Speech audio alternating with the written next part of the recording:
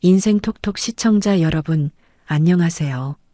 저는 올해 41살, 지금은 부품 제조회사의 대표이사 자리에 앉아 있는 사람입니다. 자식은 두지 못했고 15년을 함께 산 남편과는 남남이 됐어요. 오늘 이 이야기를 꺼내는 건 자랑하려는 게 아니라 그날 그 호텔 연회장에서 제가 어떤 표정으로 서 있었는지 그걸 아직도 잊지 못해서예요.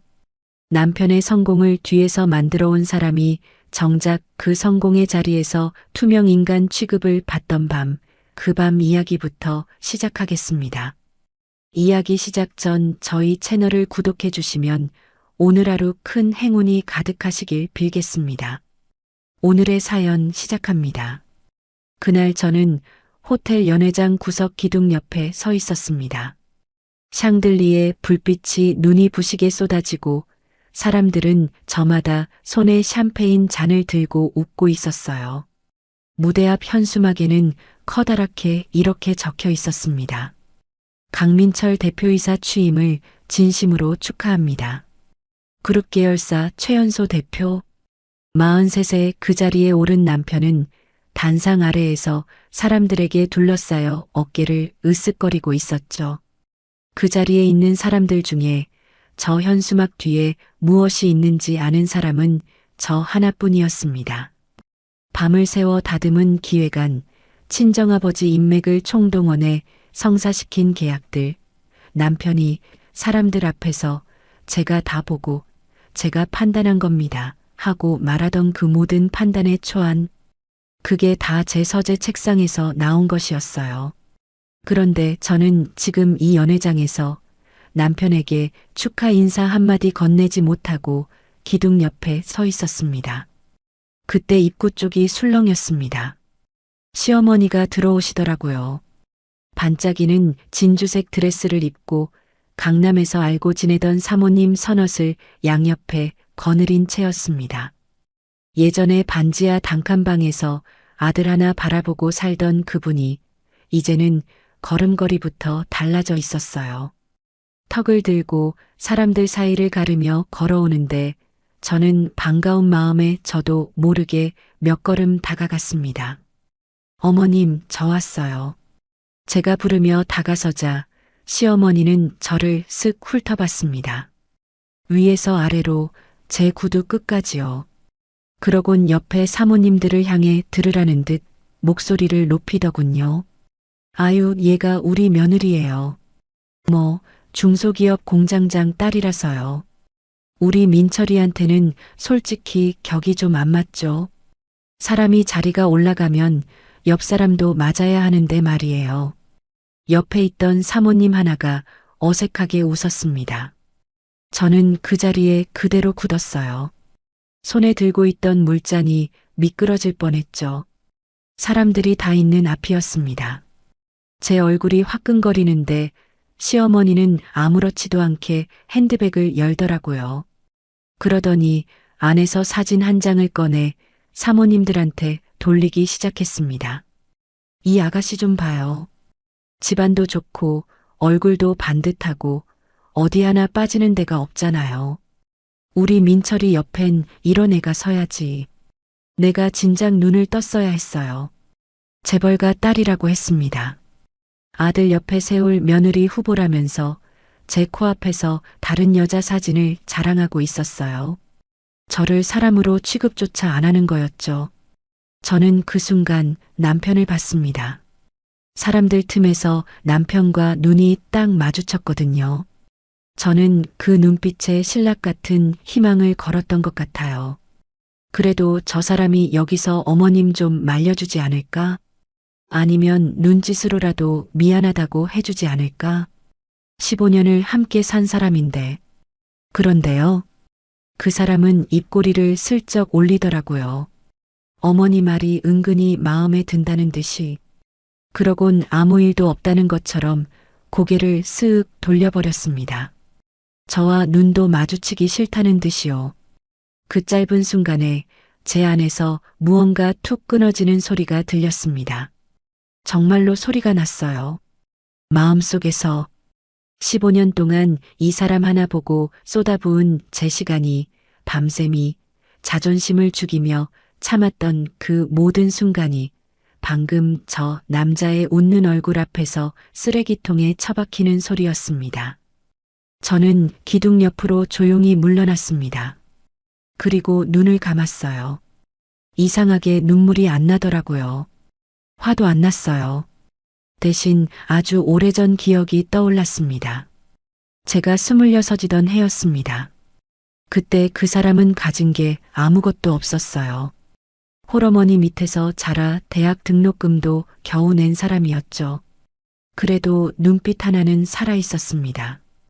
뭐라도 해보겠다고 밤새 서류를 붙들고 씨름하던 그 열정에 제가 반했던 거예요. 저희 아버지는 반대하셨습니다. 근본 없는 집안이라고. 그런데 제가 우겼어요. 이 사람 제가 만들겠다고. 제가 밀어주면 이 사람은 분명히 큰 사람이 된다고요.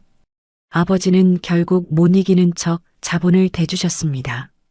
인맥도 열어주셨고요. 그리고 저는 제 이름 석자 대신 강민철의 아내라는 이름으로 15년을 살았습니다. 시어머니도 신혼 때까지는 안 그러셨는데 아들이 승진을 하고 연봉 앞자리가 바뀌고 사람들이 사모님, 사모님 하고 떠받들기 시작하면서 그 따뜻하던 손이 저를 아랫사람 부리듯 하기 시작했습니다. 저는 그걸 다 참았어요. 가정을 지키고 싶었거든요. 부부가 함께 일군 이 성과를 제 손으로 지키고 싶었던 겁니다. 그런데 사실은요. 반년 전부터 저는 조용히 준비하고 있었습니다. 남편이 다른 여자가 있다는 걸 눈치챈 그날부터요. 법인카드 명세에 낯선 청담동 레스토랑 이름이 자꾸 찍히던 그날부터 저는 마음 한구석에 달력을 하나 걸어뒀어요. 친정기획실장으로 돌아갈 날짜에 조용히 동그라미를 쳐두고 아무에게도 말하지 않고 제 길을 닦아왔습니다. 가정을 지키고 싶다는 미련. 그게 제 마지막 약점이었어요. 그런데 오늘 밤 저 연회장 한복판에서 그 미련의 마지막 실오라기가 끊어진 겁니다. 남편의 그 비겁한 미소가 시어머니의 그 사진 한 장이 제 손으로 끊기 힘들었던 그 실을 대신 잘라준 셈이었죠. 저는 눈을 떴습니다. 무대 위에서는 남편과 시어머니가 나란히 서서 샴페인 잔을 부딪히고 있었어요. 사람들의 박수 소리가 쏟아졌습니다. 두 사람의 뒷모습이 아주 환하게 빛나 보이더라고요. 얼마나 좋아 보이던지. 저는 그 뒷모습을 오래 바라봤습니다. 그러곤 속으로 조용히 생각했어요. 마음껏 웃으세요. 오늘 밤은 실컷 웃으셔도 됩니다. 두 사람이 지금 밟고 서 있는 그 자리가 실은 누구 손 위에 세워진 건지 곧 알게 될 테니까요. 가방 안에 넣어둔 휴대폰이 손끝에 닿았습니다. 그 안에는 지난 반년 동안 제가 조용히 모아온 것들이 들어 있었어요. 아직은 아무도 모르는 저만 아는 카드들이요. 저는 그 매끄러운 화면을 손끝으로 한번 쓸어보고는 가방을 다시 여몄습니다. 연회장을 빠져나오는데 뒤에서 누군가 제 이름을 부르는 것 같기도 했어요. 하지만 돌아보지 않았습니다. 그날 밤 집으로 돌아오는 차 안에서 저는 창밖으로 흘러가는 도시의 불빛을 보며 딱 하나만 되뇌었습니다. 이제 시작이구나. 15년을 참았으니 이제는 제가 움직일 차례였습니다. 눈물로 매달리는 게 아니라 증거와 절차로요. 저는 감정을 앞세우는 사람이 아니거든요. 저는 그날 제 남편이 어떤 세계 위에 서 있는지, 그 세계가 얼마나 얇은 유리 위에 지어졌는지 아주 정확하게 알고 있는 유일한 사람이었으니까요. 집 앞에 도착했을 때 저는 이미 다음에 무엇을 할지 정해두고 있었습니다. 그리고 마음속으로 마지막 인사를 건넸어요. 15년 동안 며느리로, 아내로 살았던 김상희에게요. 이제 그 이름은 여기까지라고. 내일부터는 다른 사람이 될 거라고 말이죠. 현관문을 열고 들어서는데 어둠 속에서 이상하게 마음이 고요했습니다. 슬프지도 무섭지도 않았어요. 오히려 아주 오랜만에 숨이 제대로 쉬어지는 것 같았습니다. 그날 밤이 제 인생에서 가장 조용했던 밤이자 가장 많은 것이 바뀌기 시작한 밤이었습니다. 그 연회장 밤이 있기 며칠 전으로 돌아가 볼게요. 사실 저는 그때 이미 알고 있었습니다. 이 사람이 어디까지 갈 사람인지. 새벽 2시 제 서재 스탠드 불빛 아래에서 저는 남편의 마지막 발표 기획안을 한 줄 한 줄 다듬고 있었거든요. 취임식을 코앞에 둔 밤이었습니다. 이사회에서 남편이 발표할 프레젠테이션, 그룹 회장 앞에서 자기 능력을 증명해야 하는 남편 인생에서 제일 중요한 자리였죠. 그 자료를 저는 사흘밤을 새워 만들고 있었습니다. 회사의 원천 기술을 어떻게 다음 사업으로 연결할지, 어느 시장을 먼저 뚫을지, 숫자 하나까지 제 손으로 짚어가면서요. 새벽에 잠깐 방문을 열어봤더니 남편은 안방에서 코를 골며 자고 있더라고요. 저는 그 모습을 잠깐 보고 다시 서재로 돌아왔습니다. 화가 났느냐고요? 아니요. 그때는 그냥 늘 그래왔던 거라 익숙했어요. 이 사람이 자는 동안 제가 깨어 일하는 거. 그게 우리 부부의 15년이었으니까요. 아침 식탁에 저는 그 기획안을 올려두었습니다. 밤새 다듬은 걸 프린트해서 남편 자리 앞에 가지런히 놓았어요. 커피를 내리면서 슬쩍 봤죠. 어떤 반응을 보이는지. 이건 또 뭐야? 남편이 서류를 손끝으로 툭 밀어냈습니다. 발표 자료야. 어제 회장님 오시는 자리라고 했잖아. 시장 분석 부분만 좀 손봤어. 여기 세 번째 장 보면. 됐어. 그만해. 제 말을 잘랐습니다. 서류를 아예 식탁 끝으로 밀어버리더라고요. 당신 요즘 선 넘는 거 알아? 회사 일까지 왜 그렇게 끼어들어? 내가 알아서 한다고. 내가 당신 없으면 아무것도 못하는 애야? 저는 커피잔을 내려놓았습니다. 끼어든 게 아니야. 어제 당신이 준비 좀 해달라고 했잖아. 내가 언제 그랬어. 그냥 한번 보자고 한 거지. 이걸 밤새 붙들고 앉아 있으니까 당신이 피곤한 사람이라는 거야. 누가 보면 회사 대표가 당신인 줄 알겠네. 기가 막혔어요. 그런데 더 기막힌 말이 이어졌습니다. 솔직히 말해서 이번 50억 계약 말이야. 그거 내 능력이었어. 사람들 다 그러더라. 강민철이 진짜 물건이라고. 당신이 옆에서 서류 몇 장 만졌다고 전부 당신 공인 줄 알아? 착각하지 마. 판 깔고 사람 만나고 마지막에 도장 찍은 건 나야. 이름 올라간 사람도 나고. 50억 계약. 그게 어떻게 성사된 건지 저는 압니다. 제가 친정아버지 인맥을 붙잡고 몇 달을 뛰어다녔거든요. 상대 회사 결정권자를 만나게 다리를 놓은 것도 조건을 조율한 것도 전부 저였어요. 남편은 마지막 자리에 나가서 웃으며 악수하고 사인 한 번 한 게 다였습니다. 그런데 그게 자기 천재성이라니. 저는 아무 말도 안 했습니다. 그냥 밀려난 서류를 조용히 챙겨 서재에 넣어뒀어요. 화를 내봤자 소용없다는 걸 저는 그때 이미 배운 뒤였거든요. 그날 낮에는 시어머니가 오셨습니다. 초인종도 없이 당신이 가진 열쇠로 문을 열고 들어오셨어요. 저는 부엌에서 점심 준비를 하고 있었는데 안방 쪽에서 옷장 여닫는 소리가 나더라고요. 가봤더니 시어머니가 제 옷장을 뒤지고 계셨습니다. 어머니, 제 옷장에서 뭐 찾으세요? 이거.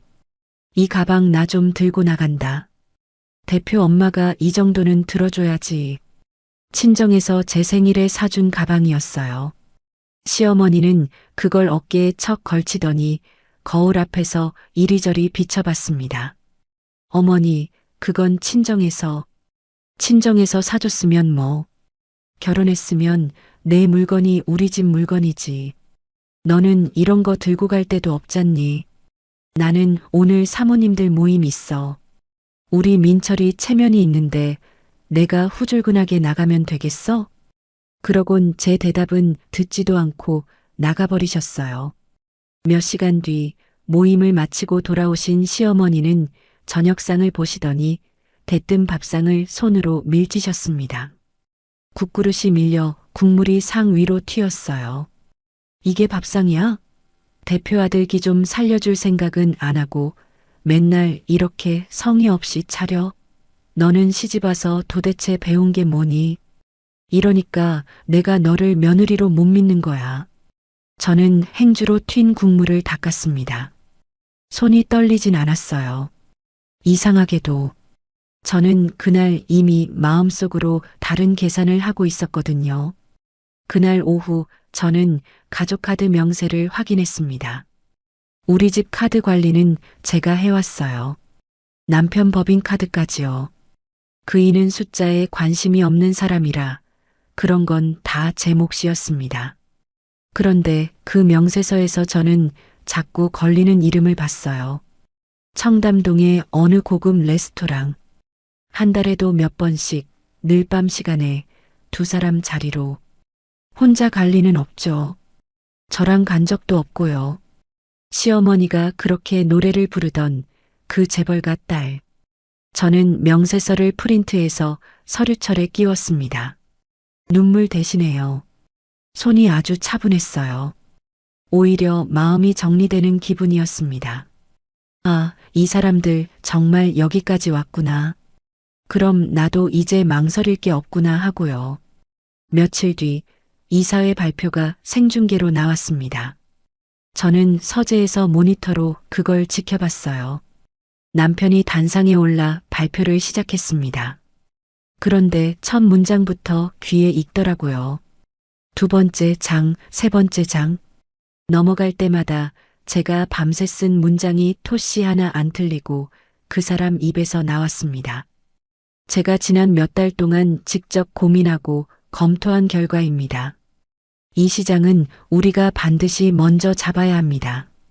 이건 제 판단입니다. 제가 쓴 문장이었어요. 제가 고민한 결과라니. 식탁 끝으로 밀어버렸던 그 서류를 이 사람은 밤에 몰래 다시 꺼내서 통째로 외운 거였습니다. 그러곤 자기 아이디어인 척 회장 앞에서 발표하고 있었어요. 화면 속에서 사람들이 고개를 끄덕이고 회장이 흡족한 얼굴로 박수를 쳤습니다. 저는 그 장면을 아주 조용히 지켜봤어요. 그리고 조용히 웃었습니다. 왜냐하면요, 그 사람은 몰랐거든요. 그 화려한 기획서 밑에 뭐가 깔려 있는지. 저는 그때 이미 회사가 딛고 선 원천 기술의 핵심 특허를 제 이름으로 등록해둔 뒤였습니다. 공동 발명자이자 단독 권리자로요. 남편 회사가 만드는 주력 제품은 이 특허의 독점 사용 허락 없이는 단 하나도 만들 수 없는 구조였어요. 그러니까 남편이 발표한 그 원대한 계획도 결국 제 손안에 있는 종이 한 장 위에 지어진 성이었던 겁니다. 친정아버지도 알고 계셨어요. 아버지는 오래전부터 사위의 오만함을 꿰뚫어보고 계셨습니다. 언젠가 딸에게 이런 날이 올 거라고 예감하셨는지 법무팀을 통해 계약 해지와 자산 보전을 위한 장치를 조용히 다 마련해 두셨더라고요. 아버지는 딱 한마디만 하셨습니다. 상희야, 네가 마음만 먹으면 언제든 움직일 수 있게 다 해뒀다. 그러니 겁먹지 마라. 그날이 오기만을 기다리고 계셨던 거예요. 마지막으로 그날 밤이었습니다. 남편이 술에 취해 벗어둔 양복을 세탁기에 넣으려고 정리하는데 안주머니에서 뭐가 만져졌어요. 접힌 쪽지 한 장. 펼쳐보니 짧은 글씨가 적혀 있었습니다. 다음 약속 장소와 시간, 그리고 낯간지러운 몇 마디. 그 여자와 주고받은 거였어요. 15년을 산 아내라면 그 쪽지를 보고 무너지는 게 보통이겠죠. 그런데 저는 안 무너졌어요. 저는 그 쪽지를 조심스럽게 다시 접었습니다. 그러곤 서재 서랍 안쪽 제가 증거함이라고 이름 붙여둔 서류 상자에 넣었어요. 명세서 옆에, 이사회 영상 파일 옆에 그 쪽지를 나란히 넣었습니다. 저는 서랍을 닫으면서 거울에 비친 제 얼굴을 봤습니다. 아주 차분한 얼굴이더라고요. 낯설 만큼요. 그때 알았어요. 아, 나는 이제 이 사람을 사랑하지 않는구나. 사랑하던 사람을 잃은 슬픔조차 이미 다 지나갔구나. 지금 내 앞에 있는 건 남편이 아니라 그냥 정리해야 할 하나의 상황이구나 하고요. 저는 서랍을 잠갔습니다. 그리고 불을 껐어요. 이제 남은 건 저 사람들이 스스로 마지막 선을 넘어주는 걸 기다리는 일뿐이었습니다. 그리 오래 걸리지 않을 거라는 것도 저는 알고 있었어요. 그 사람들은요, 늘 자기들이 먼저 선을 넘었거든요. 취임식이 있던 그날 저녁을 저는 아마 죽을 때까지 잊지 못할 거예요. 남편이 던진 통장 하나가 탁자 위에서 미끄러지던 소리, 그 소리가 아직도 귀에 남아 있거든요. 그날 밤 저는 15년 동안 붙잡고 있던 마지막 미련의 끈을 제 손으로 잘랐습니다. 밤 10시가 넘어서 남편이 들어왔습니다. 현관문이 쾅 열리고 술 냄새가 확 끼쳤어요. 넥타이를 풀어 소파에 집어 던지더니 그대로 털썩 주저앉더라고요.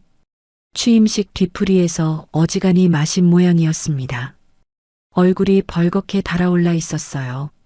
저는 냉장고에서 숙취 해소제를 꺼내 물과 함께 건넸습니다. 오래된 습관이었어요. 이거 마셔.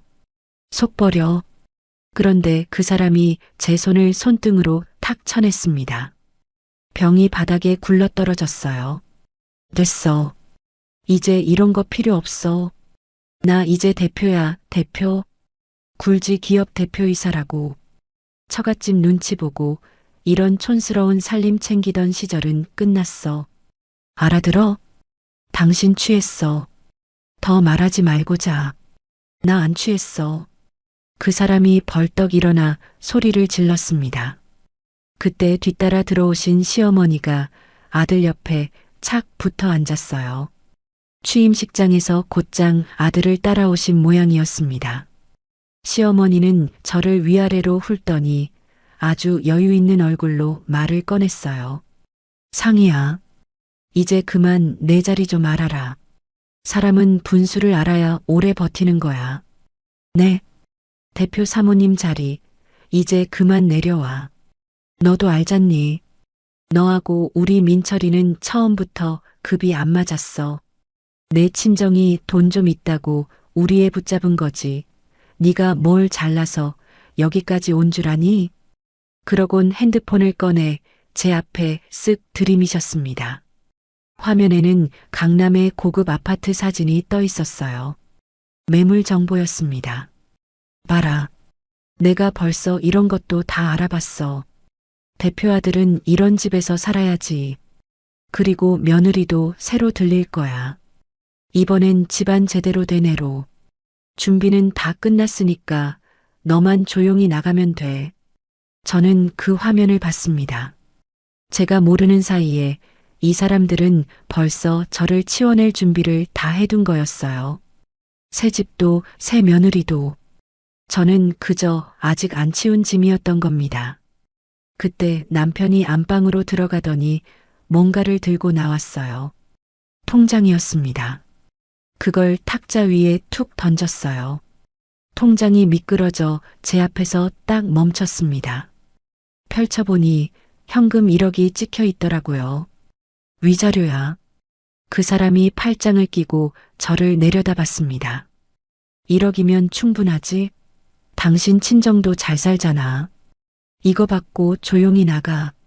괜히 시끄럽게 굴지 말고. 나도 이 정도면 성해 보인 거야. 15년 살았으니까 챙겨주는 거라고. 성의 표시. 15년이 1억짜리 성의 표시였어요. 옆에서 시어머니가 코웃음을 쳤습니다. 마치 잘 팔린 물건값 흥정하듯이요. 두 사람 얼굴을 번갈아 보는데 저는 그때 아주 이상한 걸 느꼈어요. 화가 나야 하는데 화가 안 났거든요.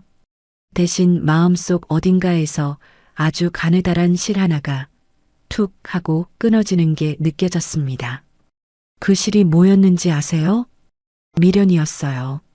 그래도 이 사람들이 사람인데, 그래도 15년인데, 설마 여기까지는 안 가겠지 하는 마지막 미련. 그 실을 저는 그날 밤 그 통장 앞에서 완전히 놓아버렸습니다. 저는 통장을 집어들었어요. 그런데 두 사람은 제가 순순히 받는 줄 알았나 봐요. 시어머니 얼굴에 만족스러운 웃음이 번지더라고요. 그래, 진작 그렇게 나왔어야지. 사람이 제 분수를 알아야지. 괜히 버텨봐야 너만 초라해져. 저는 그 통장을 화면을 확인하고는 아주 조용히 제 가방에 넣었습니다. 받으려는 게 아니었어요. 이건 훗날 이 사람들이 저를 어떻게 대했는지를 증명해줄 아주 좋은 증거였거든요. 현금 1억을 위자료라며 던진 밤. 이보다 확실한 물증이 어디 있겠어요. 두 사람은 그걸 모르고 좋아하더라고요. 시어머니가 신이 나서 목소리를 높였습니다. 그럼 됐다. 내일 아침에 서류 준비해 올 테니까 도장 딱 찍고 깔끔하게 끝내자. 이혼하라면 하는 거지. 뭘 질질 끌어. 우리 민철이 앞길 막을 생각은 꿈도 꾸지 마라. 그 말을 듣는 순간 저는 속으로 웃었어요. 이 사람은 지금 자기가 무슨 말을 하는지 모르는 거예요. 자기 손으로 방아쇠를 당기고 있다는 걸요. 저는 자리에서 일어섰습니다. 그리고 남편과 시어머니를 천천히 번갈아 봤어요. 아주 차분하게요. 네, 그렇게 하죠. 두 사람이 잠깐 멈칫했습니다. 제가 너무 순순히 받아들이니까 오히려 이상했나 봐요. 당신 진심이야? 이렇게 쉽게 나간다고? 남편이 물었습니다. 당신들 참 대단하시네요. 저는 옅게 웃었어요. 그 대단한 능력, 이제 마음껏 펼쳐봐. 앞으로는 아무도 대신 치워주지 않을 테니까. 무슨 뜻인지 못 알아들었을 거예요. 남편은 그냥 술김에 제가 비꼬는 줄 알았는지 콧방귀를 뀌었고, 시어머니는 아들 등을 두드리며 거봐라 결국 알아서 물러나잖니. 진작 이랬으면 얼마나 좋아하며 좋아했습니다. 저는 안방으로 들어와 문을 닫았습니다. 그리고 미리 챙겨둔 검은색 여행 가방을 꺼냈어요. 사실 반년 전부터 조금씩 짐을 정리해뒀거든요. 딱 필요한 것만요. 옷 몇 벌, 서류철, 그리고 서재 서랍에 있던 증거함. 그게 제 15년의 전부였습니다. 가방을 싸는데 거실에서 두 사람이 찻잔을 부딪히는 소리가 들렸어요. 승리감에 취해 콧노래까지 부르더라고요. 자기들이 이겼다고 생각한 거죠. 며느리 하나 깔끔하게 쫓아냈다고요. 저는 그 소리를 들으며 가방 지퍼를 잠갔습니다. 불을 끄고 침대에 누웠는데 신기하게 잠이 잘 오더라고요. 오랜만에요. 천장을 보면서 저는 딱 하나만 생각했어요. 내일 아침이면 이 집의 시간은 완전히 다른 방향으로 흐르기 시작할 거라고요.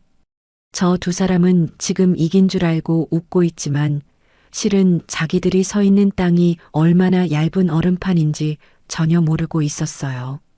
그 얼음을 깨는 건 아주 쉬운 일이었습니다. 저는 눈을 감았어요. 26에 제 손을 잡고 눈을 반짝이던 사람과 오늘 밤 통장을 던지며 저를 내려다보던 사람. 같은 얼굴인데 완전히 다른 사람이었어요. 저는 그 옛날의 사람에게만 조용히 인사했습니다. 잘 가요. 지금 거실에서 웃고 있는 사람에게는 아무 말도 하지 않았어요. 창밖으로 새벽빛이 스며들기 시작했습니다. 이제 곧 날이 밝을 거였어요. 다음 날 아침 저는 평소보다 일찍 눈을 떴습니다. 이상하게 마음이 하나도 무겁지 않았어요. 오히려 어떤 소풍 가는 아이처럼 속이 개운했다고 해야 하나? 그날 아침 제가 그 집을 어떻게 걸어 나왔는지 지금부터 말씀드릴게요. 부엌으로 나가니 시어머니가 벌써 거실에 나와 계셨습니다. 제가 식탁 의자에 앉기도 전이었어요. 시어머니는 서류 한 장을 탁자 위로 쭉 미끄러뜨렸습니다. 이혼 합의서였어요. 밤사이에 어디서 벌써 준비해 오신 건지 날짜까지 다 적혀 있더라고요. 자, 여기. 도장만 찍으면 돼. 시어머니가 손가락으로 서류를 톡톡 두드렸습니다. 협의 이혼으로 깔끔하게 가자. 뭐 복잡하게 할 것 없어. 여기 이름 쓰고 도장 찍고 끝. 남편은 안방과 거실 사이 전신 거울 앞에서 넥타이를 매고 있었어요. 출근 준비를 한다는 핑계였죠. 그런데 거울 속으로 저를 힐끔거리면서 정작 제 쪽은 한 번도 똑바로 안 보더라고요. 넥타이 매듭을 몇 번이나 고쳐 매면서 그저 시간만 끄는 거였습니다. 비겁하게요. 시어머니가 손가락으로 현관 쪽을 가리켰습니다. 그리고 저기 봐라. 내 짐은 벌써 다 싸뒀다. 현관문 앞에 커다란 쓰레기 봉투 2개가 놓여 있었어요. 50리터짜리 종량제 봉투. 그 안에 제 옷가지며 물건들이 아무렇게나 쑤셔 박혀 있었습니다. 새벽에 손수 담으셨나 봐요. 15년을 이 집에서 산 사람의 짐이 검은 쓰레기 봉투 2개였습니다. 뭐 오래 살았다고 짐이 많아. 저거면 됐지. 얼른 도장이나 찍고 가. 저는 그 봉투를 잠깐 봤어요. 솔직히 그 순간 마음이 아프긴 하더라고요. 아프지 않았다면 거짓말이죠. 그런데 그 아픔이 저를 무너뜨리진 못했어요. 이미 어젯밤에 다 정리한 마음이었거든요. 저는 자리에 앉았습니다. 그러곤 가방에서 제 도장을 꺼냈어요. 미리 챙겨둔 거였습니다. 시어머니 눈이 커지더라고요. 이렇게 순순히 나올 줄은 몰랐던 거죠. 저는 인주의 도장을 꾹 눌렀습니다. 그리고 합의서 위에 단숨에 딱 찍었어요. 망설임 없이요. 시어머니가 순간 멈칫했습니다. 도장 찍히는 소리가 너무 깔끔하고 단호해서였을까요? 예상했던 그림이랑 달랐던 모양이에요. 며느리가 울고불고 매달리거나 아니면 최소한 무슨 말이라도 할 줄 알았을 텐데요. 협의 이혼 의사 확인 절차는 제가 알아서 진행할게요. 제가 담담하게 말했습니다. 법원에 언제 나가야 하는지, 서류 뭐가 필요한지 다 제가 챙기겠습니다. 어머님이 신경 쓰실 것 없어요. 거울 앞에 남편이 그제야 이쪽을 돌아봤어요. 진짜 찍었어? 네, 찍었어요. 원하시던 대로요. 두 사람이 잠깐 서로 얼굴을 봤습니다. 그런데 그 당황은 아주 잠깐이었어요. 곧 시어머니 얼굴에 웃음이 번지더라고요. 이겼다는 웃음이요. 자기 뜻대로 다 됐다는 만족감이었어요. 꺼봐. 내가 뭘 했니? 알아서 기어나갈 거라고 했지. 시어머니가 아들을 향해 콧노래를 흥얼거렸습니다. 남편도 그제야 긴장이 풀렸는지 어깨를 폈어요. 두 사람은 부엌으로 가서 커피잔을 꺼내더니 서로 찻잔을 부딪히며 아침부터 축배 비슷한 걸 들었습니다. 마치 대단한 골칫거리 하나를 치운 사람들처럼요. 저는 그 모습을 보면서 조용히 일어섰습니다. 가방을 챙기고 현관으로 걸어갔어요. 그리고 그 앞에 놓인 쓰레기 봉투를 구둣발로 툭 걷어찼습니다. 봉투가 옆으로 넘어가면서 안에 있던 제 물건들이 조금 쏟아졌어요. 저는 그걸 줍지 않았습니다. 어차피 다 버려도 되는 것들이었거든요. 저 봉투 안에 든 건 며느리 김상희의 물건이지 이제부터 제가 될 사람의 물건은 아니었으니까요. 저는 제 검은색 여행 가방 하나만 손에 쥐었어요. 그거면 충분했습니다. 문을 열기 전에 저는 잠깐 멈춰 섰어요. 그리고 등을 돌린 채로 부엌에서 커피를 마시는 남편을 향해 한마디 던졌습니다. 진짜 대표가 되신 거 축하해요. 남편이 잔을 내려놓고 저를 봤습니다. 무슨 뜻이냐는 표정이었어요. 그게 무슨, 이제 아무도 뒤에 없이 온전히 혼자가 되셨잖아요. 진짜 대표는 그런 거 아니겠어요? 저는 그 말만 남기고 문을 열었습니다. 그 사람은 아마 그때도 제 말뜻을 못 알아들었을 거예요. 그냥 헤어지는 마당에 비꼬는 정도로만 들었겠죠. 자기 등 뒤에 있던 그 뒤가 실은 자기를 지탱하던 전부였다는 걸 그 사람은 상상도 못했으니까요. 현관을 나와 엘리베이터를 타고 내려가는데 마음이 참 고요했습니다. 15년을 산 집이었어요. 그런데 나오는 데는 딱 5분도 안 걸리더라고요. 사람 사이가 무너지는 건 그렇게 순식간이었습니다. 건물 밖으로 나오니 아침 공기가 서늘했어요. 그리고 대문 앞에 검은색 벤츠 세단 한 대가 서 있었습니다. 친정아버지가 보내신 차였어요. 제가 어젯밤 늦게 아버지께 딱 한 줄 문자를 보냈거든요. 아버지, 내일 아침에 나갑니다. 그랬더니 아버지는 아무것도 묻지 않으셨어요. 그냥 차 보내마. 몇 시냐라고만 답하셨습니다. 기사분이 뒷문을 열어주셨어요. 사모님, 회장님께서 본사로 모시라고 하셨습니다. 저는 뒷좌석에 올라탔습니다. 미련 없이요. 차가 출발하고 창밖으로 그 집이, 그 동리가 점점 멀어졌습니다. 저는 그 풍경을 바라봤어요. 그리고 그 순간 뭐라고 해야 할까 아주 오랫동안 뒤집어 쓰고 있던 답답한 가면 하나를 마침내 벗어던진 것 같은 기분이 들더라고요. 며느리라는 가면, 아내라는 가면, 그 가면을 벗으니까 얼굴이 다 시원한 거예요. 숨이 제대로 쉬어지고요. 차가 도로에 접어들었을 때 저는 무릎 위에 노트북을 열었습니다. 인터넷을 연결하고 미리 작성해둔 문서 하나를 띄웠어요. 대성정밀 기획실장 명의로 남편 회사 앞으로 보내는 공문이었습니다. 제목은 이랬어요. 핵심 특허 부품 독점 공급 중단 통보의 건. 남편 회사가 만드는 모든 제품의 심장, 그 원천 특허의 부품 공급을 끊는다는 내용이었습니다. 저는 문서를 다시 한번 천천히 읽어봤어요. 오탈자 하나 없이 완벽했습니다. 몇 달을 다듬은 문장이었으니까요. 그리고 손끝을 전송 버튼 위에 올렸습니다. 잠깐 멈췄어요. 이게 무슨 의미인지 저는 아주 잘 알고 있었거든요. 이 버튼을 누르는 순간 남편의 세계가 무너지기 시작한다는 거요. 그런데 손이 조금도 안 떨렸습니다. 저는 창밖을 한번 봤어요. 아침 햇살이 도로에 가득 쏟아지고 있었습니다.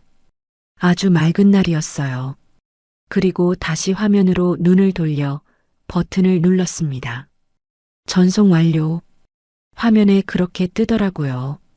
저는 노트북을 덮었습니다. 그러곤 등받이에 몸을 깊이 기댔어요. 이제 시작이었습니다. 저 두 사람이 커피잔을 부딪히며 승리를 자축하는 바로 그 시간에 그들의 발밑에서는 이미 땅이 갈라지기 시작한 거예요. 저는 눈을 감고 아주 짧게 그동안 참아온 숨을 길게 내쉬었습니다. 차는 부드럽게 아버지의 회사를 향해 달려갔습니다. 제가 15년 전에 떠나온, 그리고 이제 다시 돌아가는 그곳으로요. 친정회사에 도착했을 때가 오전 10시쯤이었을 거예요. 15년 만에 다시 밟는 대성정밀 본사 로비였습니다. 그런데 낯설지가 않더라고요. 오히려 집에 온 것 같았어요. 그날 오전 저는 그 건물 안에서 남편의 세계를 무너뜨릴 거미줄을 하나하나 손으로 걷어냈습니다. 아버지는 회장실에서 저를 기다리고 계셨어요. 문을 열고 들어가니 아버지가 자리에서 일어나 저를 보시더라고요. 아무 말씀도 안 하셨어요. 그냥 제 얼굴을 한참 보시더니 짧게 한마디 하셨습니다. 고생했다. 그 세 글자에 저는 그만 코끝이 찡했어요. 15년을 참았는데 남편 앞에서도 시어머니 앞에서도 안 나오던 게 아버지의 그 한마디에 올라오더라고요. 그런데 울지는 않았어요. 지금은 울 때가 아니었으니까요. 아버지가 책상 위에 서류철을 밀어 놓으셨습니다. 준비는 다 해뒀다. 네가 도장만 찍으면 돼. 파트너십 계약 해지 서류였어요. 대성정밀이 남편 회사에 특허를 빌려주고 핵심 부품을 독점으로 공급하던 그 계약. 그걸 정식으로 끝내는 서류였습니다. 저는 서류를 한 장 한 장 넘겨봤어요. 법적으로 빈틈이 하나도 없었습니다. 아버지가 법무팀을 통해 오래전부터 준비해 두신 거였어요. 저는 그 자리에서 서명했습니다. 이번에는 도장이 아니라 제 이름 석 자를요. 김상이라고요. 이혼 합의서에 찍었던 도장과는 완전히 다른 무게의 서명이었어요. 아버지가 인터폰을 누르셨습니다. 법무팀, 영업팀 팀장들 다 들어오라 해. 지금 당장. 몇 분 뒤 회장실이 사람들로 찼어요. 아버지가 그들 앞에서 말씀하셨습니다. 오늘부터 민철이 회사와의 모든 거래는 중단이다. 특허 라이선스 해지, 부품 공급 중단. TF팀 하나 새로 꾸려. 팀장은 여기 우리 딸 김상의 기획실장이 맡는다. 사람들이 저를 봤어요. 그중 몇몇은 15년 전에 저와 함께 일했던 사람들이었습니다. 제가 결혼 전에 이 회사 기획실에서 일했었거든요. 그때 저를 기억하는 사람들이 반갑게 고개를 숙였어요. 저는 그들에게 짧게 인사했습니다. 오랜만이에요. 다시 잘 부탁드립니다. 그날부터 저는 움직이기 시작했어요. 가장 먼저 한 건 전화였습니다. 남편 회사에 부품을 대던 협력사 대표들에게 직접 전화를 돌렸어요. 12곳이었습니다. 그 회사들은 사실 대부분 대성정밀과도 오래 거래해온 곳들이었어요. 그러니까 진짜 힘이 어디 있는지 그분들은 잘 알고 있었죠. 첫 번째 협력사 대표에게 전화를 걸었습니다. 사장님, 대성정밀 김상희입니다. 아이고, 실장님. 오랜만입니다. 그런데 어쩐 일로? 강민철 대표 회사 말입니다. 오늘부로 저희가 특허 공급을 끊었어요. 그 회사 물건, 이제 저희 특허 없이는 한 개도 못 만듭니다. 사장님도 아시죠? 잠깐 침묵이 흘렀어요. 그렇겠네요. 그 원천 기술이 다 대성 거니까. 네. 그래서 부탁이 아니라 알려드리는 겁니다. 앞으로 그쪽에 계속 납품하시면 못 받으실 돈만 쌓입니다. 곧 그 회사 물건을 못 만드니까요. 판단은 사장님 몫이지만 저는 사장님이 손해보시는 게 싫어서요. 그 대표는 잠깐 생각하더니 이렇게 말하더라고요. 실장님 말씀이 맞습니다. 저희도 이미 그쪽 결제가 밀리는 것 같아서 걱정하던 참이었어요. 대성이 손 떼면 저희가 뭐하러 그 배에 남아있겠습니까? 12곳 다 비슷했어요. 그분들도 다 아는 거예요.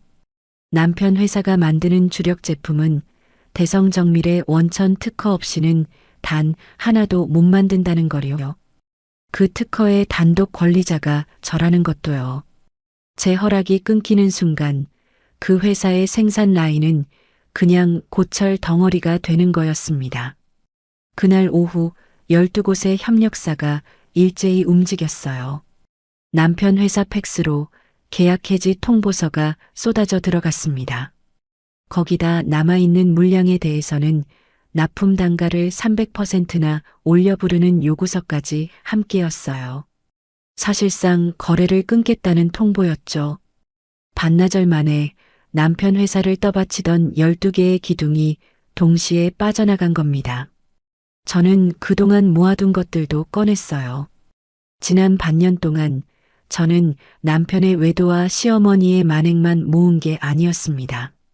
친정 법무팀과 회계 쪽 도움을 받아서 남편이 몰래 숨겨둔 자산이며 차명 계좌의 흐름까지 전부 엑셀 파일 하나에 정리해뒀거든요. 어느 계좌로 얼마가 흘러갔는지, 언제 빼돌렸는지, 날짜별로 다요. 그 파일을 법무팀에 넘겼습니다. 담당 변호사가 그걸 보더니 이러더라고요. 실장님, 이거 직접 다 정리하신 거예요? 네. 이 정도면 가압류 신청 하루 안에 가능합니다. 법원에서 인용될 겁니다. 이렇게 깔끔하게 정리된 자료는 처음 봅니다. 오후 늦게 그 변호사가 다시 제 사무실로 들어왔어요.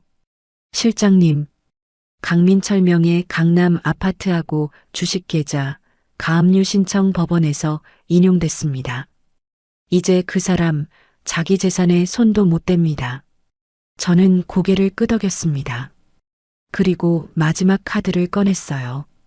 이사회에서 남편이 제 기획서를 통째로 발표하던 그 생중계 영상. 저는 그걸 원본 기획서 파일과 함께 정리했습니다. 원본 파일에는 제가 그 문서를 언제 만들었는지 시간 기록이 그대로 남아 있었어요. 남편이 발표한 것보다 훨씬 먼저요. 누가 진짜 저자인지 그 기록이 다 말해주고 있었습니다. 저는 그 자료를 그룹 본사 감사팀 이메일로 보냈어요. 익명으로요. 제목만 딱 한 줄이었습니다. 강민철 대표이사 취임 발표 자료의 표절 및 실적 조작에 관한 제보. 첨부 파일에 모든 증거를 담았어요. 굳이 제 이름을 밝힐 필요는 없었습니다. 자료가 알아서 말해줄 테니까요. 전송 버튼을 누르고 저는 잠깐 창밖을 봤어요. 모든 폭탄의 심지에 불을 붙인 셈이었습니다. 특허 공급 중단, 협력사 이탈, 가압류, 감사 제보. 이 네 가지가 동시에 터지면 남편 회사가 어떻게 될지 저는 그림이 다 그려졌어요. 저는 제 새 사무실 책상 앞에 앉았습니다. 책상 위에 기획실장 김상이라고 적힌 명패가 놓여 있었어요. 아버지가 미리 만들어 두셨더라고요. 저는 그 명패를 한참 봤습니다. 15년 만에 되찾은 제 이름이었어요. 커피를 한 잔 내려 마셨습니다. 향이 참 좋더라고요. 창밖으로는 오후 햇살이 기울고 있었어요. 마음이 이상하리만치 평온했습니다. 분노도 통쾌함도 아니었어요. 그냥 마땅히 해야 할 일을 제대로 해냈다는 그런 담담한 기분이었습니다. 그 시간 저 멀리 남편의 회사에서는요. 대표이사 자리에 앉아 샴페인 병을 딸 준비를 하고 있었을 거예요. 취임 축하로요. 비서실 직원들이 축하 꽃다발을 정리하고 있었겠죠. 그런데 바로 그때 남편 회사 비서실에서 비상벨이 울리기 시작했습니다. 첫 번째 전화가 걸려온 거예요. 공장에서요. 그 뒤로 전화벨은 멈추지 않았습니다. 저는 커피잔을 내려놓으며 아주 조용히 생각했어요. 이제 무너질 시간이라고요. 그날 남편의 회사에서 벌어진 일을 저는 나중에 여러 사람 입을 통해 들었습니다. 하지만 마치 제 눈으로 본 것처럼 선명해요. 왜냐하면 그 모든 게 제가 그린 그림 그대로 흘러갔거든요. 이혼 서류에 도장을 찍은 바로 그날 남편의 세계가 반나절 만에 무너졌습니다. 오후 2시쯤이었대요. 남편이 대표실에서 취임 축하 샴페인을 막 따려던 참이었답니다. 그런데 갑자기 대표실 문이 벌컥 열렸어요. 공장장이 얼굴이 새하얗게 질려서 뛰어들어왔다더라고요. 대표님, 큰일 났습니다. 생산 라인이 다 멈췄어요. 뭐, 그게 무슨 소리야? 대성정밀에서 핵심 부품 공급을 끊었습니다. 그 부품이 없으면 조립을 못합니다. 지금 라인 전체가 마비됐어요. 남편은 처음엔 무슨 소린지 못 알아들었답니다. 허둥지둥 대성정밀에 전화를 걸었대요. 그 원천 특허 권리자가 김상혜 씨 단독으로 되어 있는데요. 저희가 그걸 어떻게 건드립니까? 특허 침해로 소송당하면 저희가 문 닫습니다. 어느 업체도 손을 안 대려고 했어요. 당연하죠. 그 특허의 주인이 저였으니까요. 남편이 아무리 발버둥 쳐도 그 종이 한 장 없이는 제품을 만들 방법이 세상에 없었던 겁니다. 엎친 데 덮친 격으로 비서실 팩스가 미친 듯이 울리기 시작했대요. 12개 협력사의 계약 해지 통보서였습니다. 한 장씩 한 장씩 계속 밀려나왔대요. 거기다 남은 물량 단가를 3배로 올려 부르는 요구서까지요. 비서가 팩스에서 종이를 뽑아내는 손이 덜덜 떨렸다더라고요. 반나절이었어요. 취임하고 이틀째 되는 날, 그 대단한 회사가 반나절 만에 완전히 멈춰 섰습니다. 그런데 그게 끝이 아니었어요. 오후 늦게 그룹 본사에서 감사팀이 들이닥쳤답니다. 제가 익명으로 보낸 제보 때문이었죠.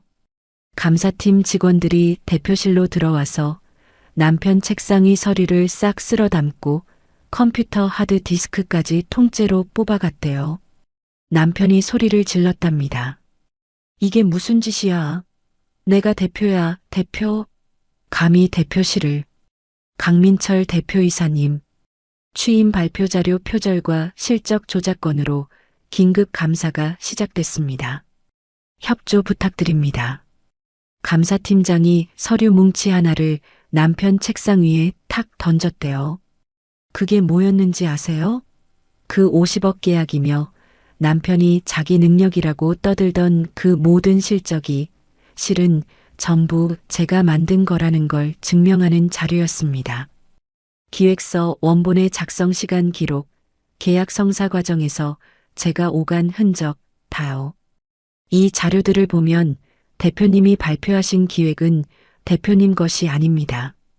계약을 성사시킨 것도 대표님이 아니고요.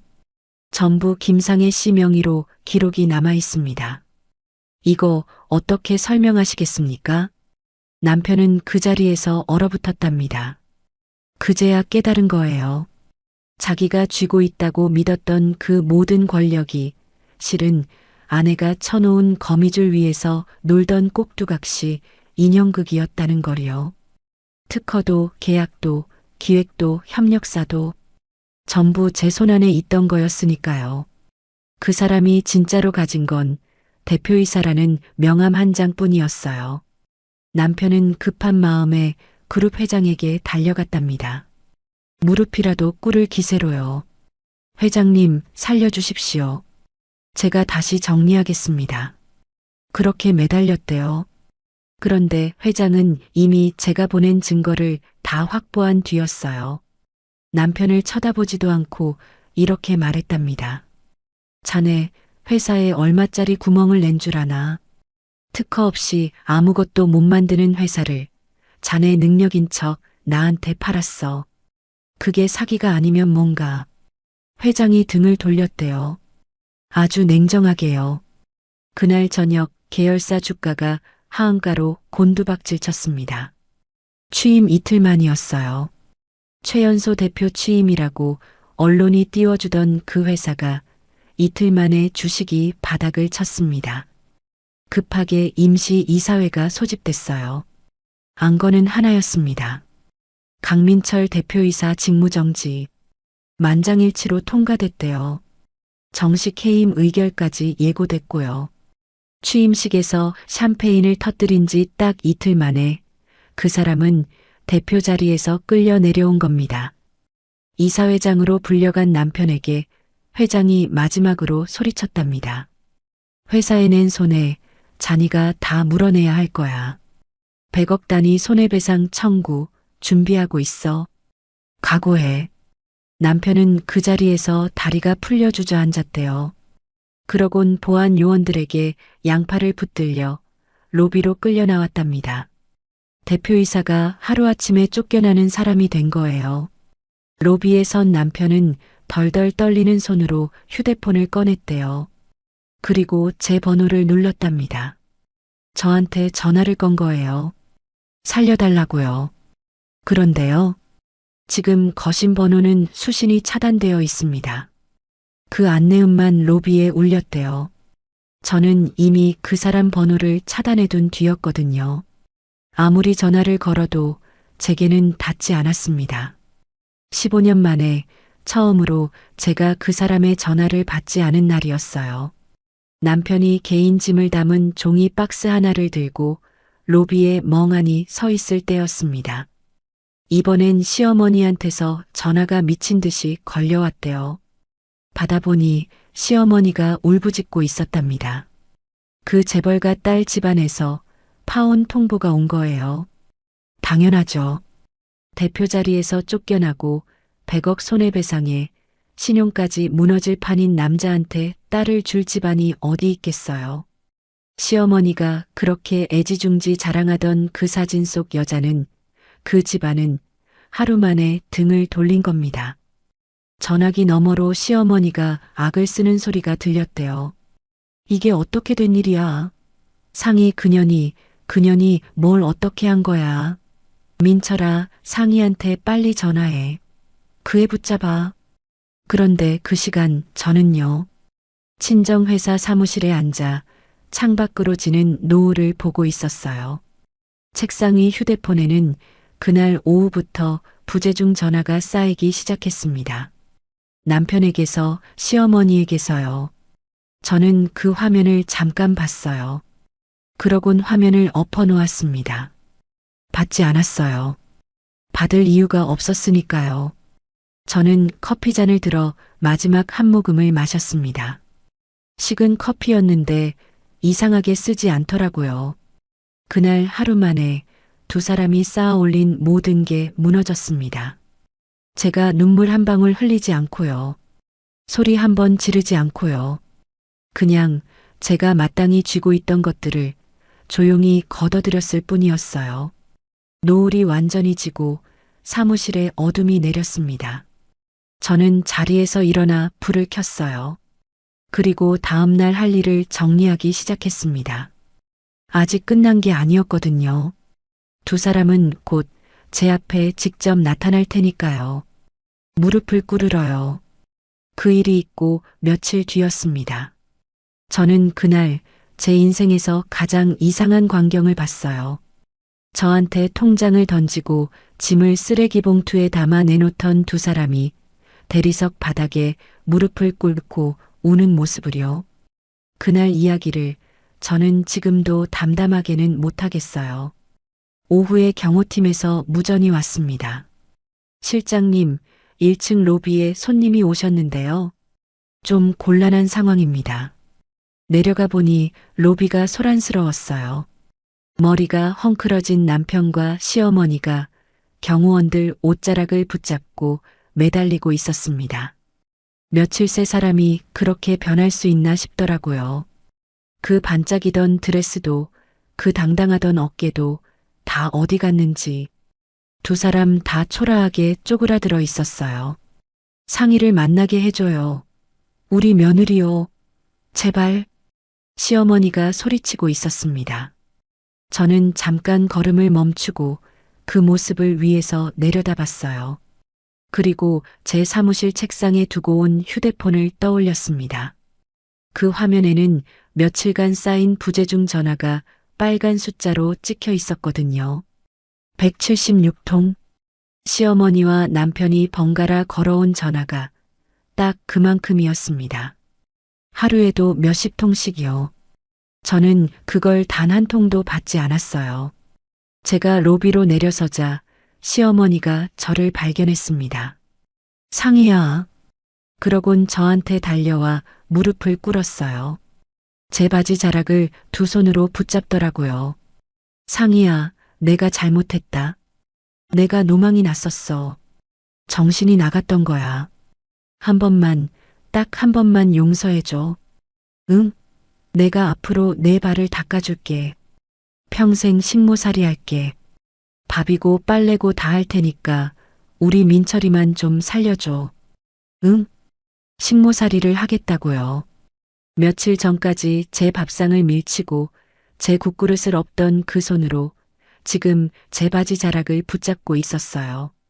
남편도 옆에서 무릎을 꿇었습니다.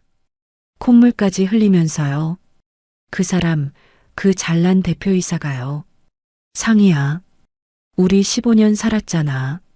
그 정을 생각해서라도 회사에서 나한테 100억을 물어내라는데 나 그거 못 갚아. 그거 하나만 막아줘. 너 아버님 힘 있잖아. 한 번만 도와줘. 이렇게 빌게. 그러곤 바닥에 머리를 찢더라고요. 쿵, 쿵. 대리석 바닥에요. 15년을 함께 산 남편이 제 앞에서 이마를 바닥에 찌으며 빌고 있었습니다. 솔직히 말씀드리면 단 한순간도 마음이 흔들리질 않더라고요. 예전 같으면 그 모습에 마음이 약해졌을 텐데. 그런데 저는 그때 아무 감정도 안 들더라고요. 불쌍하지도 통쾌하지도 않았어요. 그냥 아주 먼데 있는 남의 일 같았습니다. 저는 두 사람을 내려다보며 아주 차분하게 입을 열었어요. 어머님, 그리고 당신. 두 사람이 저를 올려다봤습니다. 눈에 신락 같은 희망이 어리더라고요. 예전에 두 분은요, 제가 사랑했어요. 정말로요. 26에 이 사람 손잡던 그날도 어머님이 제 손잡고 우시던 결혼식 날도 저는 진심이었어요. 시어머니가 울음을 터뜨렸어요. 이제 됐구나 싶었나 봐요. 그런데요. 저는 말을 이었습니다. 지금 제 앞에 있는 두 분은 제가 알던 그 사람들이 아니에요. 지금의 두 분은요. 저한테 그냥 치워야 할 리스크일 뿐이에요. 시어머니 얼굴이 굳었습니다. 리스크? 네. 위험 요소요. 저는 감정으로 사람을 대하지 않아요. 이제는요. 두 분이 저를 그렇게 만드셨거든요. 사랑을 관리해야 할 위험으로 바꿔놓으신 게 두 분이에요. 제가 그 통장을 받던 밤, 그 말을 던지던 밤, 두 분은 저를 물건 취급했잖아요. 그러니 저도 이제 두 분을 딱 그만큼만 대하는 거였어요. 저는 뒤에 서 있던 경호팀장을 봤습니다. 그리고 조용히 말했어요. 두 분 밖으로 모셔주세요. 그리고 이건 변호사한테 넘겨주세요. 저는 손에 들고 있던 휴대폰을 팀장에게 건넸습니다. 거기엔 176통의 부재중 기록과 방금 로비에서 벌어진 이 난동 영상이 다 담겨 있었어요. 접근 금지 가처분을 신청할 증거였습니다. 두 사람이 다시는 제 앞에, 이 회사 앞에 나타나지 못하도록요. 제가 눈짓을 하자 경호원들이 다가왔어요. 두 사람의 양팔을 붙잡았습니다. 시어머니가 발버둥을 쳤어요. 이거 나. 상희야, 상희야, 제발. 그런데 저는 이미 등을 돌린 뒤였어요. 경호원들이 두 사람을 회전문 밖으로 끌어냈습니다. 유리문 너머 길거리로요. 시어머니가 아스팔트 바닥에 주저앉는 게 유리 너머로 보였어요. 그러곤 가슴을 치기 시작하더라고요. 나중에 들으니 그때 시어머니가 이렇게 통곡했다고 해요. 저 며느리가 자기 아들을 재벌로 만들어줄 황금 거위였다고요. 그걸 자기 손으로 내쫓았다고요. 이제야 그걸 알았다면서 땅을 치고 울었답니다. 저는 유리문 밖에서 절규하는 두 사람을 단 한 번도 돌아보지 않았습니다. 그냥 뒤돌아서 엘리베이터를 향해 걸었어요. 또각또각. 제 구두 소리만 로비에 울렸습니다. 등 뒤로 어렴풋이 울음소리가 들렸지만 그 소리는 점점 멀어졌어요. 엘리베이터에 올라 문이 닫혔습니다. 혼자가 되니까 저는 눈을 잠깐 감았어요. 슬프냐고요? 아니요. 그럼 기쁘냐고요? 그것도 아니었어요. 그냥 끝났다는 느낌이었습니다. 15년이요. 며느리로 아내로 산 15년. 그 긴 시간이 방금 저 회전문 밖에서 완전히 끝난 거예요. 홀가분하다는 말로는 부족했어요. 뭐랄까, 오래 앓던 병이 다 나은 것 같은 그런 개운함이었습니다. 엘리베이터가 위로 올라갔어요. 문이 열리고 저는 제 사무실로 걸어 들어갔습니다. 창밖으로 도시가 내려다 보였어요. 아주 넓고 환하게요. 책상 위엔 서류가 쌓여 있었습니다. 앞으로 제가 해야 할 일들이었어요. 회사 일, 재산 분할, 소송. 아직 마무리할 게 많이 남아 있었죠. 저는 자리에 앉아 서류철 하나를 펼쳤습니다. 그리고 일을 시작했어요. 뒤를 돌아보지 않고요. 저 아래 길거리에서 무슨 일이 벌어지든 이제 그건 제 일이 아니었으니까요.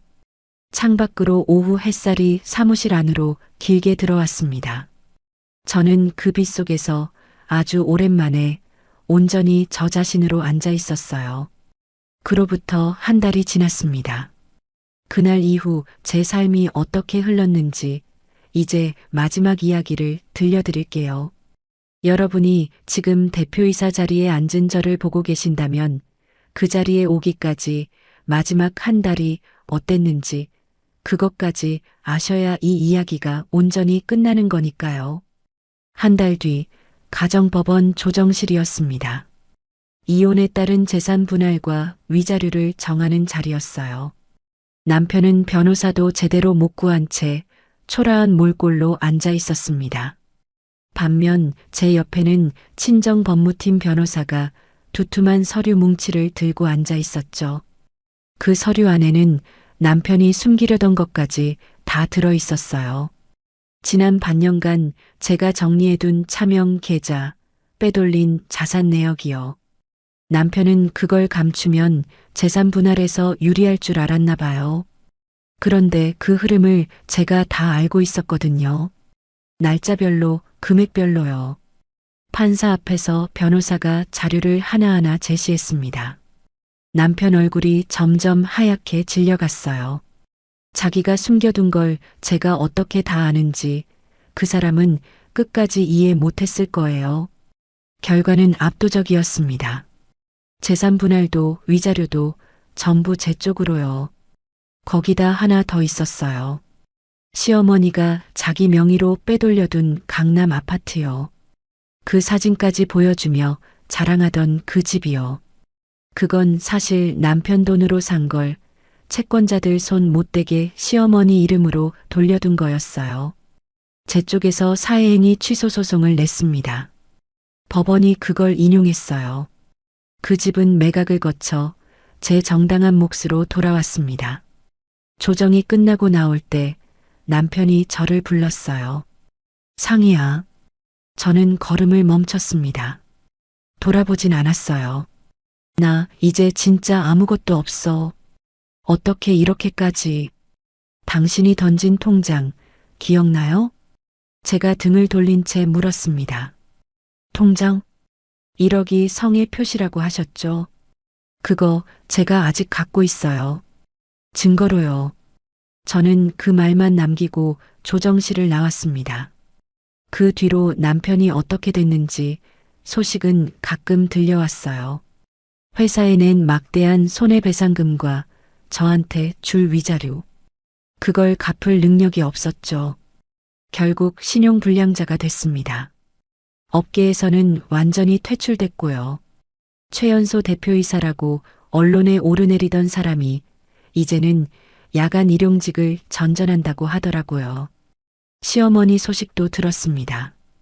재벌가 사돈을 보겠다며 그렇게 떵떵거리던 분이 빚쟁이들을 피해 도망 다니는 신세가 됐대요.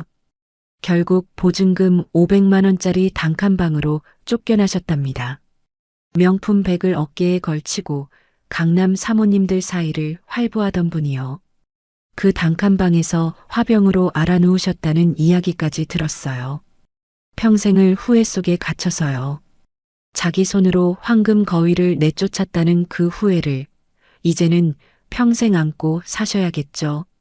저는 그 소식을 듣고도 이상하게 아무렇지 않았어요. 고소하지도 안 됐지도 않았습니다. 그냥 각자 뿌린 대로 거두는 거구나 싶었어요. 그리고 저는요. 그 한 달 뒤 대성정밀의 새 대표이사가 됐습니다. 취임식이 있던 날이었어요. 회사 대강당에 수백 명의 직원이 모였습니다. 단상 위엔 커다랗게 현수막이 걸려 있었어요. 김상의 대표이사 취임을 축하합니다. 제 이름이었어요. 강민철의 아내가 아니라, 누구의 며느리가 아니라 김상이요. 제 이름 석자가 그 큰 현수막에 적혀 있었습니다. 단상에 오르는데 다리가 조금 떨렸어요. 15년 전 저는 이 회사를 떠났습니다.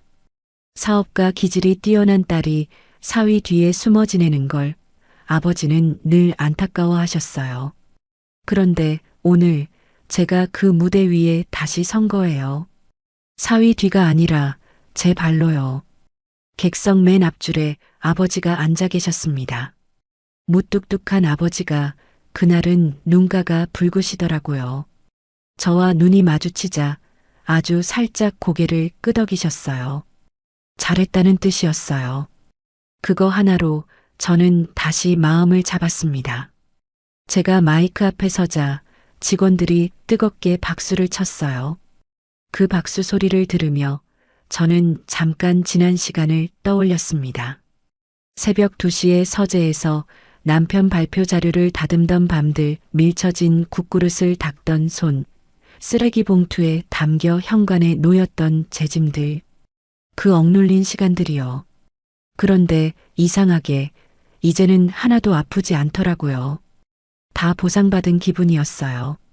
아니, 보상이라기보다는 이제야 제자리를 찾았다는 그런 안도감이었습니다. 오랫동안 남의 옷을 입고 살다가 드디어 제 옷을 입은 것 같은. 저는 마이크를 잡고 입을 열었습니다. 오늘부터 저는 여러분과 함께 대성정밀의 새 길을 열어가려 합니다. 목소리가 떨리지 않았어요. 아주 또렷했습니다. 우리에겐 세상 어디에도 없는 원천 기술이 있습니다. 그 특허를 바탕으로 저는 이 회사를 세계로 내보내려 합니다. 이제 우리가 만든 것을 전 세계가 쓰게 될 겁니다. 프레스 카메라들이 일제히 플래시를 터뜨렸어요. 새로운 글로벌 진출 프로젝트를 발표하는 자리였습니다. 그 특허, 남편 회사를 하루아침에 멈춰 세웠던 바로 그 특허가 이제는 저와 이 회사의 미래를 여는 열쇠가 된 거예요. 발표를 마치자 강당이 박수로 가득 찼습니다. 행사가 끝나고 저는 대표실로 돌아왔어요. 방 한쪽에 커다란 전신 거울이 있었습니다. 저는 그 앞에 섰어요. 거울 속에는 최고급 맞춤 정장을 입은 한 여자가 서 있었습니다. 문득 그 연회장이 떠올랐어요. 남편 취임 축하연에서 구석 기둥 옆에 서 있던 그날의 저요. 칙칙한 옷을 입고 아무도 봐주지 않던 투명 인간 같던 그 여자요. 그때는 남의 잔치상 구석에서 숨죽이고 있었는데 지금은요. 거울 속에 저는 허리를 곧게 펴고 턱을 들고 아주 당당하게 서 있었어요. 눈빛이 살아있더라고요.